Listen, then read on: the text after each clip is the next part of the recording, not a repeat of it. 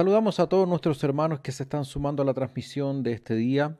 Vamos a ir con la reflexión de su palabra y hoy leeremos Hechos capítulo 2, versículo 39.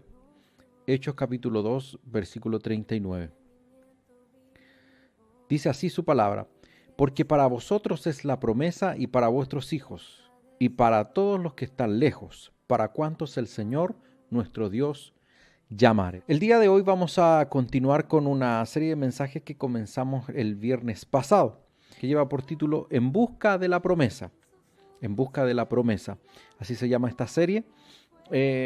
Y la semana pasada respondimos a la pregunta: ¿por qué existen las promesas? Porque podríamos decir, si Dios quiere bendecirnos, ¿por qué no nos bendice de inmediato y ya? Y no nos quedamos en promesa. Veíamos varios puntos del por qué existen las promesas. Y uno de los puntos es porque hay diferentes etapas en la vida y diferentes etapas también en la vida espiritual. Es como si Benjamín me dijera: papá, ¿me prestas el auto? Sí, yo te voy a prestar el auto. Benjamín tiene 11 años. Se lo voy a prestar cuando tenga 18 y cuando haya sacado su licencia de conducir. Hasta entonces que ni lo piense. De igual manera pasa en nuestra vida en Cristo. Hay promesas que están para nosotros, que Dios quiere darnos, pero que también necesitamos cumplir ciertas etapas, quemar ciertas etapas en nuestra vida natural y en nuestra vida también espiritual. Y por supuesto también hay un tema, y ese fue lo segundo que mencionamos la semana pasada, hay un tema de condiciones también, porque las promesas no son gratuitas, todas las promesas tienen un precio que usted y yo debemos aprender a pagar, un precio que también debemos nosotros aprender a desarrollar en nosotros. Son ciertas condiciones que vamos a estar analizando también en un momento determinado en mayor profundidad. Entonces, las promesas están ahí también para alentarnos a nosotros, porque muchas veces en medio de la dificultad, en medio de la adversidad, nosotros no vemos la luz al final del túnel, no vemos la salida, no vemos esperanza, y comenzamos muchas veces a perder la fe, a perder la confianza. Pensamos muchas veces que las cosas no van a cambiar, que las cosas no van a mejorar, y es en ese momento donde las promesas de Dios cobran sentido, cobran vida en nosotros, puesto que Dios ve esa desesperanza. Dios toma a Abraham cuando estaba desesperanzado, cuando ya creía que las promesas de tener descendencia, de tener prole, no iban a ser posibles porque su edad ya avanzaba. Y Dios le sale al encuentro y le dice: ¿Qué pasa, Abraham? ¿Qué tienes, Abraham? Y Abraham le dice: ¿por qué no mejor dejamos que mi esclavo, mi siervo, Damaseno, herede todas mis promesas? En otras palabras, él ya estaba perdiendo la esperanza de que uno de su propia sangre iba a heredar, de que iba a tener prole, que iba a tener descendencia. Y Dios le hace salir de la carpa donde estaba, le dice: levanta tu cabeza, mira al cielo, ve las estrellas. Y el Señor le dice: ¿las puedes contar? Y Abraham dijo: no, mi Señor, no las puedo contar. Y Dios le dice: así será tu descendencia. Entonces, cuando vienen muchas veces las promesas, vienen en un tiempo de desesperanza, cuando nosotros no vemos solución a las circunstancias que estamos viviendo, a las dificultades que nos toca vivir. Es ahí donde muchas veces viene la promesa del Señor. Entonces, las promesas existen para esperanzarnos, existen también para mostrarnos de que la intención de Jehová nuestro Señor está al bendecirnos, pero también nosotros tenemos que cumplir con determinadas condiciones y quemar etapas también en nuestra vida. Y también vimos en razón de Jeremías capítulo 29, versículo 11, que lo vamos a leer nuevamente, que es el texto que leímos la semana pasada. Jeremías 29, 11 dice: porque yo sé los pensamientos que tengo acerca de vosotros, dice Jehová, pensamientos de paz y no de mal, para daros el fin que esperáis. Y de ahí sacamos también dos razones por las cuales las promesas existen. Y una de ellas es que estamos en los pensamientos de Dios. No somos NN, no somos incógnito, sino que Dios conoce nuestra vida, Dios conoce nuestra realidad, Dios conoce también nuestros sueños, nuestros anhelos. Y de ahí también se desprende la segunda razón por qué las promesas existen. Porque no solamente el Señor nos tiene en sus pensamientos, dice, yo sé los pensamientos que tengo acerca de vosotros, dice Jehová, pensamientos de paz y no de mal. Y termina y dice, para daros el fin que esperáis. Es decir, para cumplir el propósito, el sueño, el anhelo que está en nuestro corazón. Por supuesto, no todos los sueños se pueden hacer realidad, no porque Dios no tenga el poder, sino porque simplemente muchos de esos sueños, muchos de esos propósitos no están en coincidencia con el plan que Dios tiene para nuestra vida. Entonces no puedo yo ser facilista en este momento, populista y decir, no, todos los sueños de todas las personas se van a cumplir, porque no es así tampoco. Tenemos que también encontrar el propósito que Dios tiene en nuestro corazón, pero sí Dios desea cumplir aquellas cosas en la medida de que esto coincida con sus planes, cumplir aquellos deseos que están en nuestro corazón, aquellos anhelos de nuestro corazón. Entonces, la semana pasada vimos el por qué existen las promesas, y las promesas existían por estas razones. Porque Dios no, hay cosas que no nos puede dar ahora, puesto que no tenemos la madurez necesaria, no hemos cumplido con las condiciones necesarias para alcanzarnos, para hacernos acreedores de muchas de esas promesas. Y las promesas también existen para alentarnos en medio de la desesperanza, en medio de la dificultad. Las promesas existen porque estamos en el pensamiento de Dios. Dios se preocupa de nosotros. Y no solamente estamos en su pensamiento, sino que Él quiere, como conoce nuestros sueños y anhelos, Él también quiere que esos sueños y anhelos, en la medida de lo posible, también se puedan cumplir en nuestra vida. Entonces, en el marco de la serie En Busca de la Promesa, la semana pasada contestamos la pregunta ¿por qué existen las promesas? Pero esta semana vamos a contestar otra pregunta. ¿Para quiénes son las promesas? Esa es la pregunta que vamos a contestar el día de hoy. En ocasiones nosotros tendemos a pensar de que las promesas son para otros. Y muchas veces lo vemos que como que las promesas son para otros, que las bendiciones son para otros y que a veces en un dicho popular, en una jerga popular, a nosotros nos toca bailar con la fea, como se dice por ahí. De hecho, hay un mensaje que tiene Pastor Dante Gebel, muy bueno, muy simpático y de mucha edificación también, no solamente es simpático, por supuesto, que tiene por título Bailando con la fea. Porque lamentablemente en algún momento de la vida nos encontramos bailando con la fea. Nos encontramos que las circunstancias no se nos dan, que las dificultades se vienen una tras otra y a veces no alcanzamos a respirar, no alcanzamos a descansar. Cuando estamos levantándonos de una mala y nos viene otra peor. Y hay momentos así. Como lo mencionaba también en la retransmisión del mensaje del día miércoles, nuestro pastor Jorge, hay una expresión que la ha hecho un poquito propia. Sé que no es una verdad propia, puesto que todas las verdades que están en la palabra son de todos aquellos que hemos creído en su nombre y que estudiamos permanentemente la palabra, que creemos en ella. Pero creo que el desierto no es un lugar para quedarse a vivir, sino que debe ser un lugar de transición. El propósito de Dios no es que nos quedemos en el desierto. No fue el propósito de Dios para su pueblo Israel que se quedara en el desierto. Es más, el propósito de Dios era que su pueblo estuviera en el desierto un corto tiempo. Pero por causa de su incredulidad, por causa de su rebeldía, pasaron alrededor de 40 años antes que entraran a la tierra prometida. Dios los tenía preparado, Dios tenía en su propósito que ellos entraran a esa tierra prometida donde fluía leche y miel. No era el propósito de Dios que permanecieran en el desierto tanto tiempo. Y de ninguna manera que se quedasen a vivir ahí para toda la vida. De igual manera para nosotros, Dios no nos quiere en el desierto siempre, no nos quiere siempre bailando con la fea. Dios no nos quiere siempre en adversidad, en dificultad. Pero llega un momento en la vida en que sí miramos a nuestro alrededor y vemos como otros son bendecidos. Y muchas veces incluso empezamos como a hacer ese juicio de valor y a decir, pucha, él no es tan buena persona, o no es tan buen creyente, o él no es tan fiel, o él lleva menos tiempo en la iglesia, y sin embargo está bendecido de parte de Dios. Déjeme decirle que en algún momento yo también me encontré así. Me encontré así, viendo cómo otros eran bendecidos, cómo otros eran prosperados, cómo otros crecían, cómo otros formaban también sus familias. Acuérdese que yo me casé en los descuentos. Hoy día ando con la argolla. A veces se me olvida ponerla porque no trabajo con ella. Y fueron tiempos en que yo miraba y pasaban los años y como dice una alabanza, van pasando los años y todavía la espero. Lo difícil es esperar en el tiempo de Dios. Lo difícil es confiar en sus promesas. Es confiar en aquella promesa en la que el Señor decía está reservada, está guardada para ti. Solamente sé fiel, solamente búscame, solamente sírveme.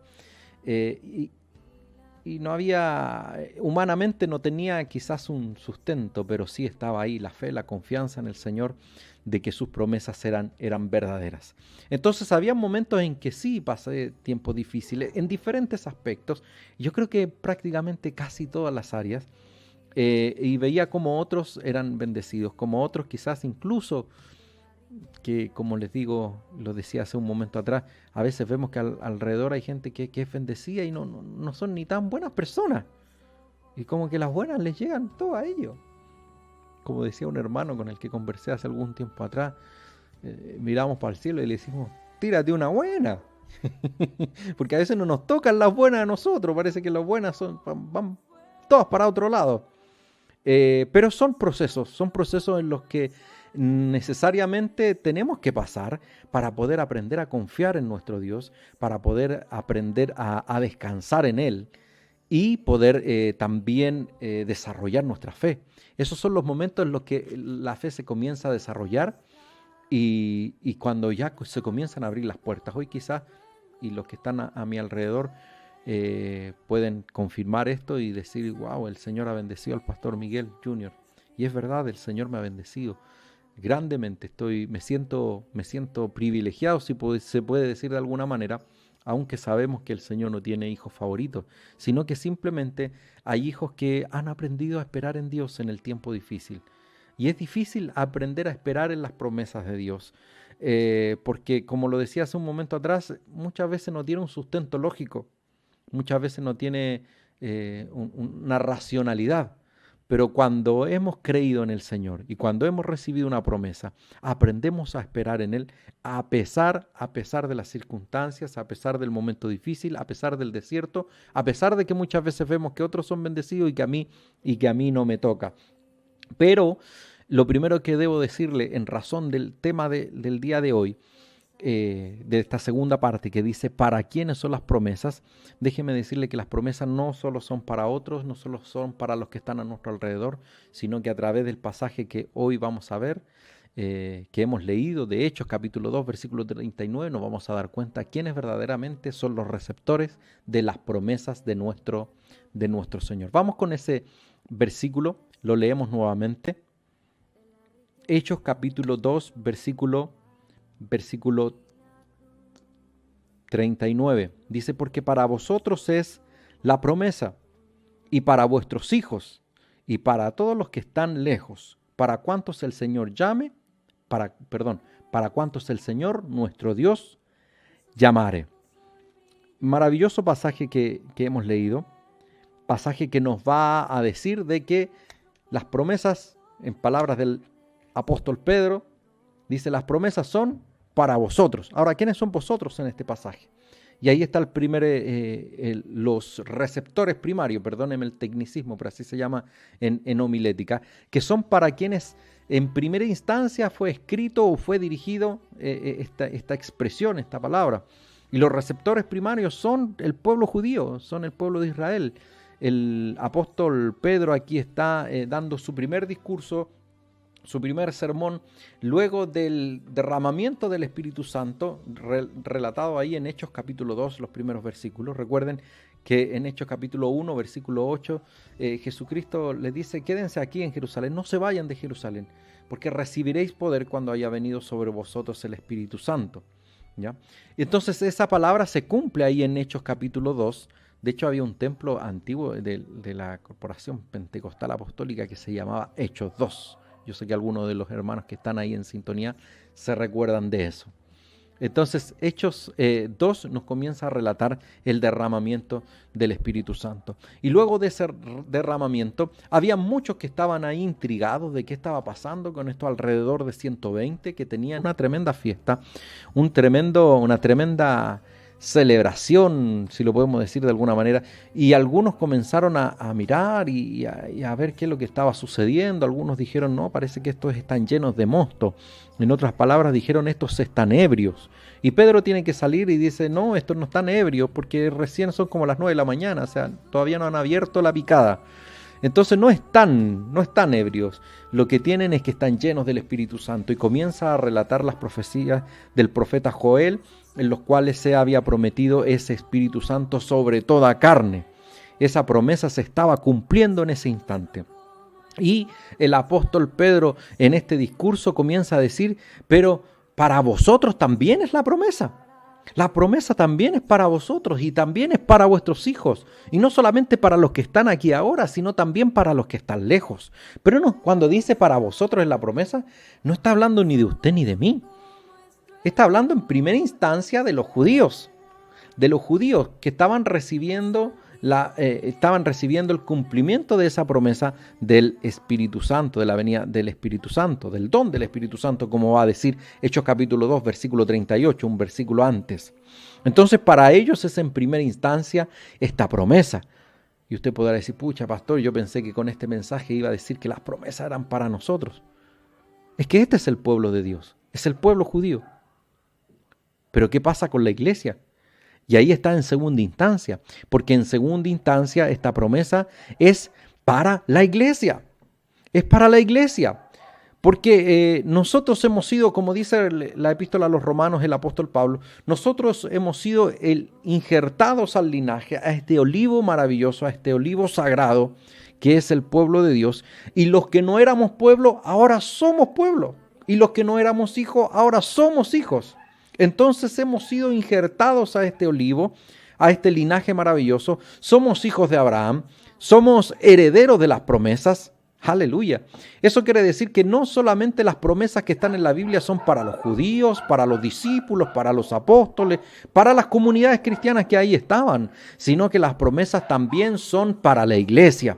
Y la iglesia no es un ente, no es una organización con una personalidad jurídica determinada. La iglesia somos todos aquellos que hemos creído en Cristo como nuestro Señor y como nuestro Salvador.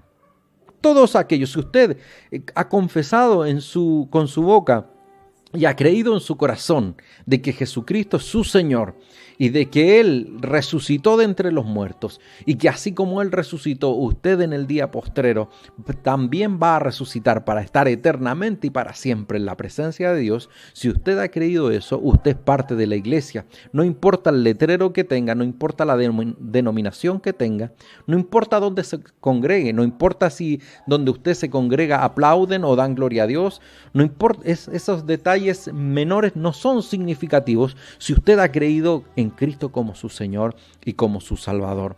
Si usted ha creído en Él como su Señor y Salvador, usted es parte de la iglesia. Y si es parte de la iglesia, es también parte de este pueblo y es parte de esta herencia. Usted y yo somos herederos. Ahora, cuando hablamos de la iglesia, a veces lo miramos más bien en un sentido general. Pero yo le invito a ver las promesas de Dios en un sentido particular. Usted, como parte de la iglesia, usted, sí hermano, usted, sí hermana, usted es heredero y es heredera de las promesas que en su palabra hay. La palabra del Señor está llena de promesas. Hay una edición, una Biblia de edición promesas, así se llama. Es Reina Valera del 60, pero viene en gris todas las promesas que se encuentran en la Biblia. Esa Biblia está prácticamente llena de gris, está prácticamente en su totalidad de gris, porque la Escritura está llena de innumerables promesas que no son solo para el pueblo judío, sino que son para la iglesia. Pastor, ¿y cuando dice para la iglesia? Son para la institución, para el edificio, para los pastores, para el liderazgo, son para usted. Porque usted y yo, todos aquellos que hemos creído en Cristo, constituimos la iglesia. Y si usted ha creído en Cristo y es parte de la iglesia, usted también es heredero y heredera de las promesas del Señor. Ahí donde está usted tiene que decir, por favor, un amén fuerte, tiene que decir un aleluya, un gloria a Dios, porque las promesas no son para otros como muchas veces pensamos. Las promesas son para usted. Y quizás en este momento usted pueda estar pasando un tiempo difícil y podrá decir, ¿qué van a hacer para mí las promesas? Si, como decíamos al principio, vengo bailando con la fea no 1 ni 2 meses, no 1 ni 2 años, sino que a lo mejor viene pasando un tiempo difícil. Déjeme decirle, en el nombre del Señor, que el propósito de Dios no es que usted permanezca para siempre en esa condición de insatisfacción, en esa condición de malestar, de desencanto, en esa condición de angustia, en esa condición de apremio. Lo que Dios quiere para usted y para mí es que usted y yo tengamos una vida, y no cualquiera, no a medio morir saltando como decimos acá en Chile, sino que una vida en abundancia. Y esa vida abundante está llena de promesas. Promesas que son para usted y promesas que son para mí. El punto es que usted y yo tenemos que también aprender a tomarlas. Tenemos que aprender de que las promesas no son para otros solamente, sino que también son para mí. En cierta ocasión, y voy a contar un breve testimonio personal, en cierta ocasión yo tenía alrededor de 15, 16 años, no más que eso, a lo más 17. Me acuerdo que andaba en una bicicleta, no lo voy a decir en qué andaba, pero andaba en una bicicleta por Los Espejos. Esos eran mis lugares, mis andadas. No eran malas andadas, entre paréntesis. Vivíamos en Maipú. Y muchas veces me daba la hora tarde, entonces no me dejaban, a donde andaba, no me dejaban irme en bicicleta. Dice, no, muy peligroso, te puede pasar algo, está oscuro. Entonces me tenían que ir en colectivo o tomar alguna alternativa. Y micro o colectivo si ya era muy tarde. Entonces desde Los Espejos hasta Maipú, hasta Los Valles 17-28. Allá vivíamos por ese tiempo con mi familia, con mis padres. Y por ese entonces justo coincidió que ese día, que no era un día de reunión, tenían una reunión administrativa ahí en Los Sierra, en la casa de un determinado hermano. Y yo dije, aquí está la mía. ¿Para qué esperar micro? ¿Para qué irme en colectivo? Además que los recursos eran bien escasos, así que me ahorraba un pasaje. Me fui para allá donde estaban reunidos mis papás con los hermanos directivos ahí. Y dije yo, aquí me quedo hasta irme. Y toqué bendición, toqué promesa. El Señor tomó el control de la reunión. A través del don de profecía comenzó a entregar una serie de promesas a un hermano determinado, a varios de los integrantes que estaban ahí. Y en ese momento yo me sumo a la fiesta y el Señor comienza a decir, y para ti también tengo promesas. Y yo escuché la promesa que el Señor le entregó a un hermano y dijo, wow, esto me encanta. Esto que le estás dando a este hermano me encanta. Y yo con 15, 16 años le pregunto al Señor y digo, ¿no te queda una de esas para mí? Y pudiese ser extraño. Pero ¿sabe qué? Realmente el Señor ha cumplido esa promesa en mí. Porque a veces las promesas están ahí servidas a la mesa y vemos como otros las toman y creemos que son solo para ellos. Y el Señor nos dice, también tengo promesas para ti. No es solamente ese hermano, el integrante de la familia, el cual el Señor ha bendecido, el cual el Señor ha abierto puertas. Y parece que a él le tocan todas las buenas y a ti te han tocado todas las malas. Y el Señor en esta hora te dice, también tengo promesas para ti. También tengo planes contigo y también tengo propósitos contigo. Propósitos extraordinarios.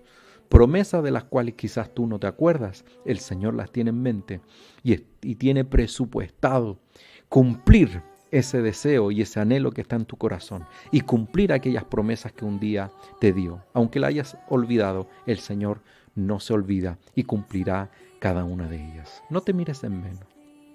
No te menosprecies. No mires tu condición. No mires tu situación actual. Aprende a levantar tu cabeza. Recuerden lo que les conté de Abraham, cuando el Señor le dice a Abraham, levanta tu cabeza y mira las estrellas del cielo. Eso me hace notar una cosa, que Abraham no solamente estaba desanimado, agobiado, entristecido, desesperanzado, sino que eso también se reflejaba en su postura corporal. Y el Señor tiene que decirle a Abraham, levanta tu cabeza, miras al cielo y ve las estrellas. Y el Señor hoy te dice, levanta tu cabeza, no importa lo que estés pasando, no importa lo que esté en tu corazón hoy, la circunstancia que estés viviendo, no importa lo que está apretando tu corazón hoy. En esta hora el Señor te dice, levanta tu cabeza. No importa cuán abajo la tengas, no importa cuán bajo está tu mirada en este momento. El Señor dice, levanta tu cabeza porque tengo promesas para ti. No para otro, para ti. Así que cobra ánimo, hermano mío, porque las promesas que el Señor tiene no son para otros, son para ti. Culminamos esta palabra, pero quisiera leer nuevamente Hechos capítulo 2, versículo 39. Porque ahora sí, a la luz de que entendemos de que ahora somos pueblo, de que somos hijos de Dios y de que las promesas realmente son para nosotros, podemos leer este versículo y tomarnos de ella. Y podemos leer Hechos 2:39 que dice, porque para vosotros es la promesa. En el nombre del Señor te lo digo, hermano, para ti, hermana, para ti es la promesa. Y no solamente para ti, no te angusties por tus hijos, porque ellos también son parte de la bendición y son parte de la promesa. Incluso aquellos que están lejos, aquellos que te preocupan, aquellos que aún no han reconocido a Cristo como su Señor y Salvador, aquellos que su conducta más bien se ha alejado cada día de ese transitar en la fe, de ese transitar en los caminos del Señor, incluso para los que están lejos, para ellos también es la promesa del Señor en este día, para cuantos el Señor llame, y el Señor a ti te ha llamado, y esta noche te vuelve a reiterar ese llamado que alguna vez te hizo, y te recuerdan a esta hora. Las promesas no solo son para otros, no mires cómo otros son bendecidos solamente, gózate con ellos, pero prepárate, porque pronto viene el tiempo en que las promesas también se cumplirán en tu vida. Espero que esta palabra haya sido de bendición, y que así como hemos sido ministrados muchos por su presencia, tú también hayas podido ser ministrado por su Espíritu Santo en tu corazón esta noche a través de esta palabra. Que el Señor te bendiga.